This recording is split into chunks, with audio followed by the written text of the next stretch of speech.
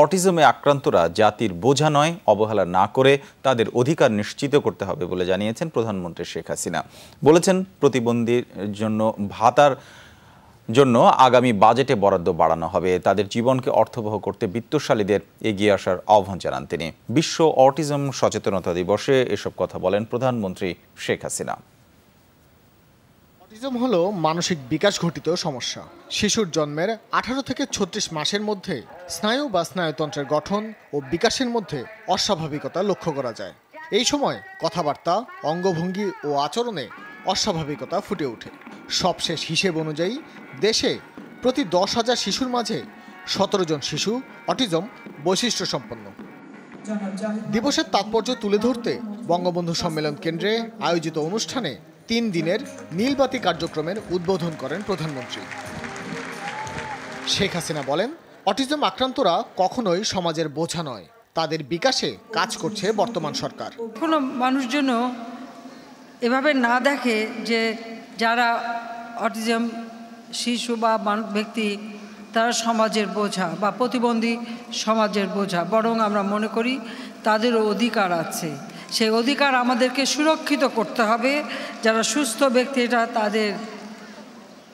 তাদের উপরই এ দায়িত্ব বর্তায়। অটিজম আক্রান্তদের জন্য গঠনকৃত ট্রাস্ট ফান্ডে সহায়তা করতে বিত্তশালীদের প্রতি আহ্বান জানান প্রধানমন্ত্রী।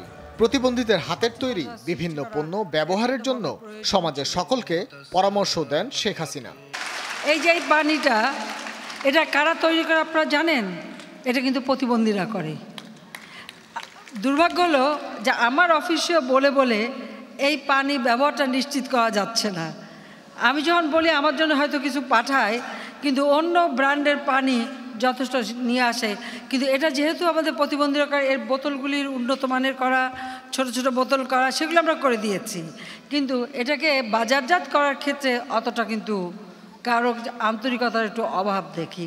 দ্রুত শনাক্তের মাধ্যমে চিকিৎসা করা গেলে অটিজম আক্রান্তরাও সমাজের মূল স্রোতের সাথেই চলতে পারবে বলেও আশা প্রকাশ করেন প্রধানমন্ত্রী। শিশুটা যখন জন্ম দেয়, এর জন্য মাও দায়ী থাকে না, বাবাও দায়ী থাকে না, কেউই কিন্তু দায়ী থাকে না। জানি না এটা আল্লাহ তাআলার ইচ্ছা কিভাবে করে।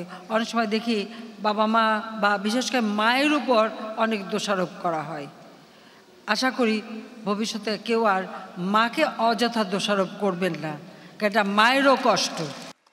অনুষ্ঠানে অটিজম বৈশিষ্ট্য সম্পন্ন সফল ব্যক্তি এবং এই বিষয়ে অবদান রাখায় 3 ক্যাটাগরিতে 3টি প্রতিষ্ঠান সহ মোট 11 জনের হাতে পুরস্কার তুলে দেন প্রধানমন্ত্রী শেখ হাসিনা।